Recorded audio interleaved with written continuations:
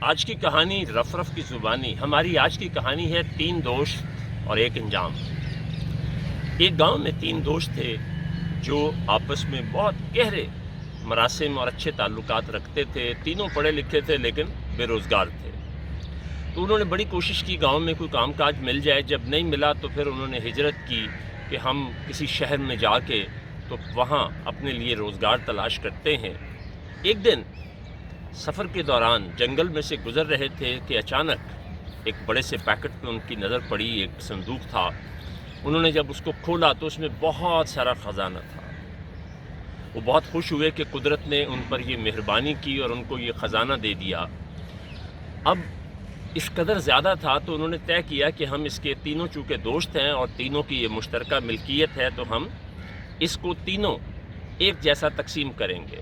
تو خیال آیا کہ ایک مدت سے اچھا کھانا کیا پیٹ بھر کے کھانا نہیں کھایا, تو ہم میں سے ایک دوست جا کے قریب ہی کسی جگہ سے اچھا سا کھانا لائے. کھانا کھا کے پھر بیٹھ کے آرام سے ہم اس کو تقسیم کر لیں گے. اس وقت تک وہ سوچ خیال گمان میں بالکل درست تھے.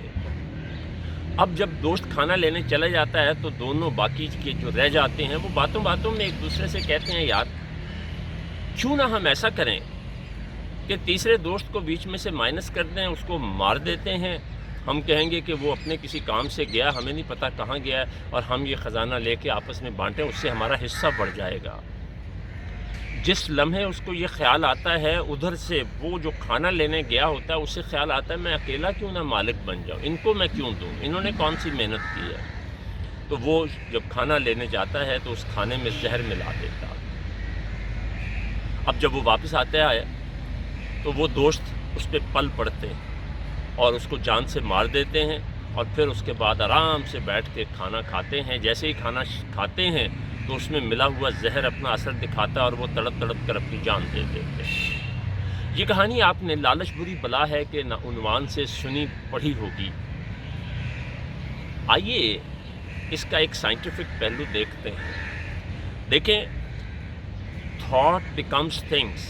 تھاٹ جو ہیں وہ ٹریول کرتے ہیں, کیونکہ انسان کو اللہ تبارک تعالیٰ نے اپنے پیارے نبی کے ذریعے ایک بڑی کمال کی چیز سمجھائی ہے کہ عملوں کا دار و مدار نیتوں پہ ہے. جیسی نیت ادھر نیت خراب ہوئی تو اس کا اثر ادھر بھی پہنچ گیا. تو آپ ہمیشہ ہمیں چاہیے کہ ہم اپنی نیت کو صاف رکھیں, دوسروں کے بارے میں بدگمان نہ ہوں, دوسروں کے لیے برا نہ سوچیں, کیونکہ جب ہم دوسروں کے لیے برا سوچتے ہیں تو نتیجے کے طور پہ ہم